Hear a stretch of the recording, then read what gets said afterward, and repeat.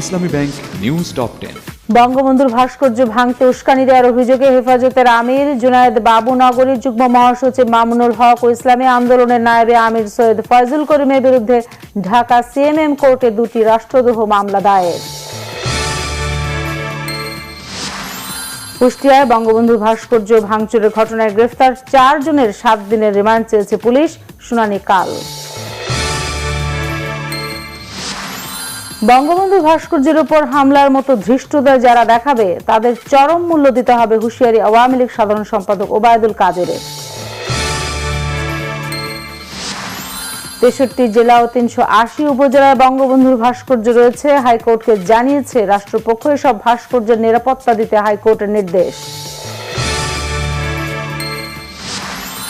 অসত্য তথ্য দিয়ে মুক্তিযোদ্ধা হয়ে থাকলে তাদেরকে শাস্তির আওতায় আনার বিধান রেখে জাতীয় মুক্তিযোদ্ধা কাউন্সিল আইন 2020-এর খসড়ার নীতিগত অনুমোদন মন্ত্রিসভায়। পৌর নির্বাচনের প্রচারণায় দলের প্রার্থীদের বাধা দেওয়া হচ্ছে, অভিযোগ বিএনপি নেতাদের। বঙ্গবন্ধুর ভাস্কর্য ভাঙার সাথে জড়িত সকলকে দ্রুত আইনের আওতায় না আনলে প্রয়োজনে শিক্ষার্থীরাও এদের প্রতিহত করবে বলেছেন ঢাকা বিশ্ববিদ্যালয়ের উপাচার্য অধ্যাপক ডক্টর আখতারুজ্জামান। যুক্তরাষ্ট্রের মানুষকে বঞ্চিত করার অভিযোগে ফেসবুকের বিরুদ্ধে মামলা করেছে প্রেসিডেন্ট ডোনাল্ড ট্রাম্পের প্রশাসন।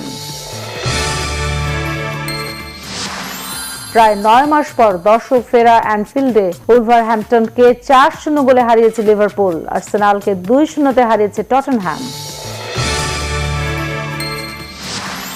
জুভেন্টাসের বিপক্ষে মঙ্গলবার ফিরতি ম্যাচ খেলার আগে আরেক ধাক্কা খেয়েছে বার্সেলোনা। হ্যামস্ট্রিং ইনজুরিতে উসমান দেমবেলে।